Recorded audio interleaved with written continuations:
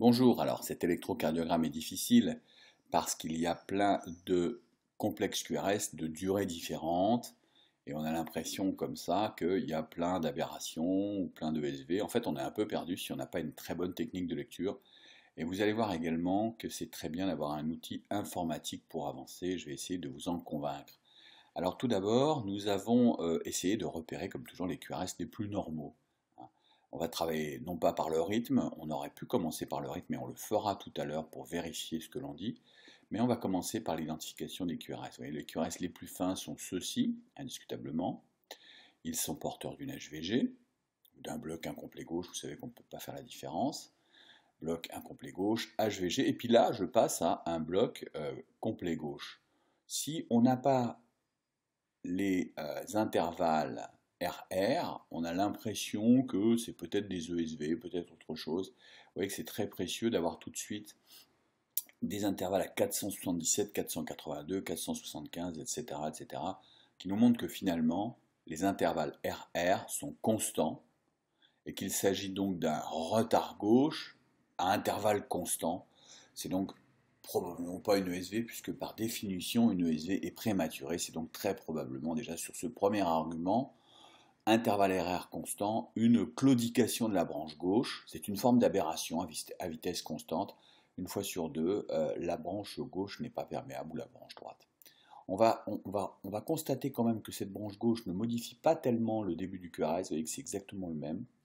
Ce n'est pas toujours le cas, ici c'est assez magnifiquement bien respecté, la branche gauche la modifie quand même, non pas l'orientation du vecteur, mais un petit peu sa forme initiale, même dans les précordiales.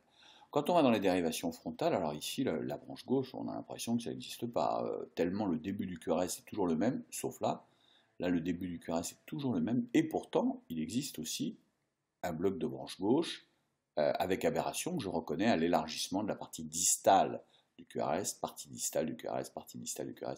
Une fois sur deux, il y a strictement une aberration bloc de branche gauche, mais les intervalles, le début du complexe RR n'est pas modifié, on l'a déjà dit plein de fois. L'onde R est très fine, que ce soit en D2 ou en VL, elle n'a pas été modifiée dans sa partie initiale. C'est bien un bloc de branche gauche. Nous en sommes convaincus. Nous allons regarder maintenant le deuxième complexe prématuré.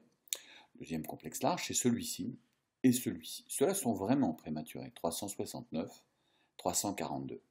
Alors, quand on regarde un petit peu la forme du complexe dans la dérivation frontale, on a l'impression qu'il y a un changement d'axe. Petite onde Q initiale, petite onde Q initiale.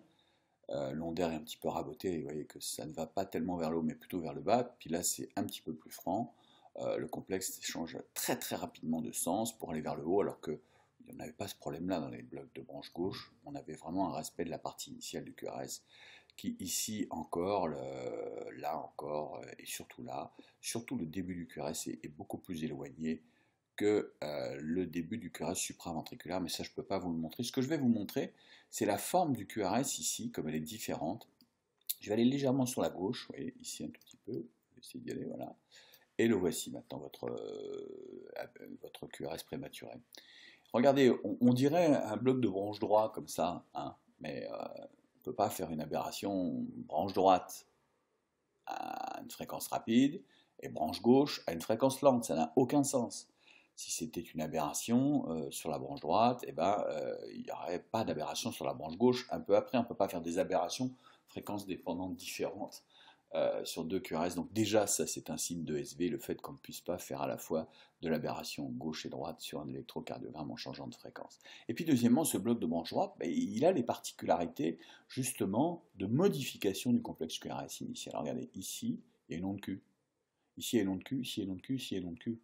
Alors s'il y a vraiment un truc qui n'est pas normal, c'est un bloc de branche droite avec une onde Q en V6.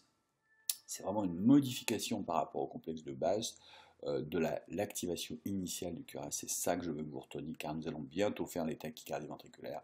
Et ceci est confirmé d'un coup d'œil ici. On voit que ce QRS est légèrement retardé par rapport au début du QRS ici et là. Et c'est parce que c'est une ESV. Voilà, alors on va confirmer ce qu'on vient de dire par l'analyse des ondes P. Hein, on va essayer de retrouver le point de départ de l'électrocardiogramme que vous aviez. Et si c'est une ESV, Souvent, après l'ESV, on a une onde P qu'on voit mieux. Donc là, on voit bien que le rythme est sinusal avec un PR un peu long. On peut mettre tachycardie sinusale BAV1. Et puis du coup, ça c'est une onde P probablement. Alors comme je ne suis pas sûr, je vais user de ma petite technique habituelle, à savoir que j'aime bien me mettre ici et regarder un petit peu si c'est vrai, si ça marche bien ce truc. On va se mettre à 125 environ. Voilà. À 125, vous voyez que toutes mes ondes P sont à la même place. Même celle-ci à peu près, bon, moi, je peux décoller un tout petit peu à gauche.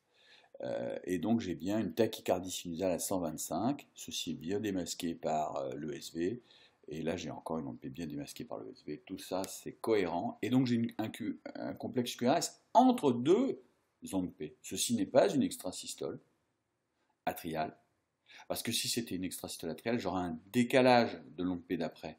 Or, toutes les ondes P ne sont pas décalées par ces ESV. Vraiment, le critère ultime pour dire qu'il y a une dissociation, c'est le cas de le dire, entre ces ondes P et ces QRS. Ça s'appelle une extrasystole ventriculaire non décalante. Ça existe et c'est vraiment un argument supplémentaire pour conclure que ce patient a bien deux ESV sur son tracé, celle-ci et celle-ci. Le reste, c'est un bloc de branche gauche aberrant qui n'est fréquence indépendante. On appelle ça une claudication de la branche gauche. Je vous ai dit que c'était la deuxième forme possible d'aberration. Et franchement, il était très difficile de faire ce diagnostic sur un papier. J'espère, vous avez compris que vous allez évoluer un jour vers l'informatique avec des petits outils très simples. Je vous remercie.